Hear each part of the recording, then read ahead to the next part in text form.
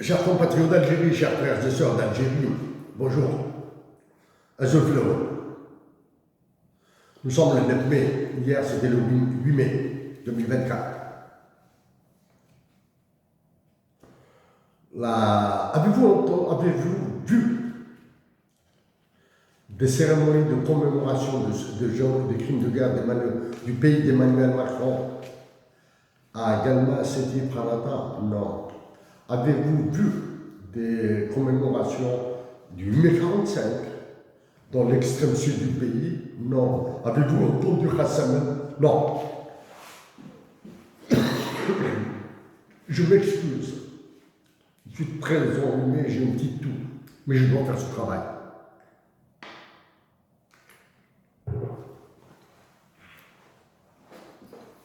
الناس ما تبقوا ليسا موتا ديك مساكين ولو مرتيوهين frère Kennedy famous quelque chose comme ça. Donc موتا بغات نبني مساكين ولو مرتيوهين frère Kennedy.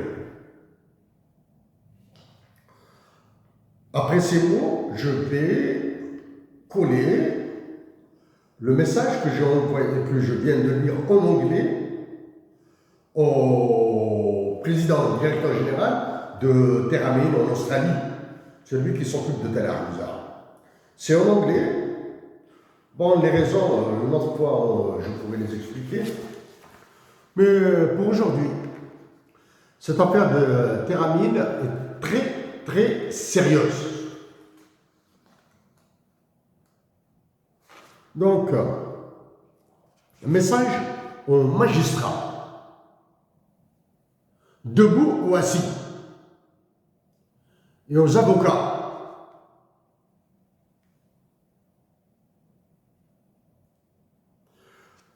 L'affaire comme celle de Teramine, il y en aura dans le futur.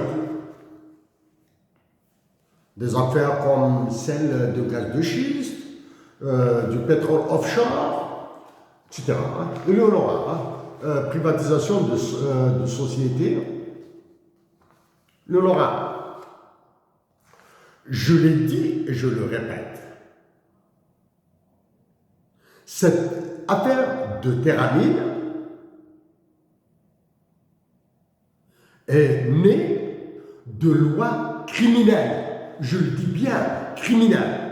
Loi sur l'investissement, je le répète, je l'ai déjà dit, loi criminelle sur l'investissement, sur des décrets comme celui qu'a signé Ayman Abdelrahman pour donner gratuitement les terres agricoles de la région de Ouadamezor à Teramine,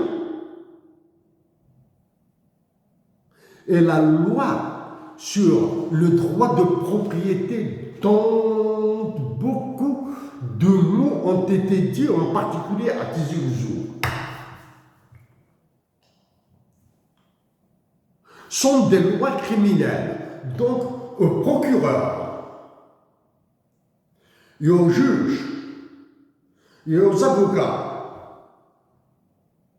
toutes les personnes, tous les Algériens qui seront condamnés sur cette base de loi seront des jugements, des condamnations sur la base de lois criminelles. Donc,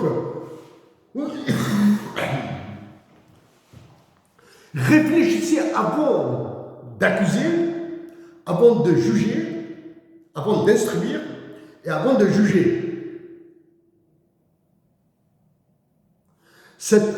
Réfléchir, rejeter ça, différer. Et puisqu'il n'y a pas de crime contre la personne, donc les accusés, que ce soit dans les mines, que ce soit dans le pétrole offshore, soit dans les gaz de schiste, ils doivent être laissés en liberté. Chers compatriotes d'Algérie, de la magistrature,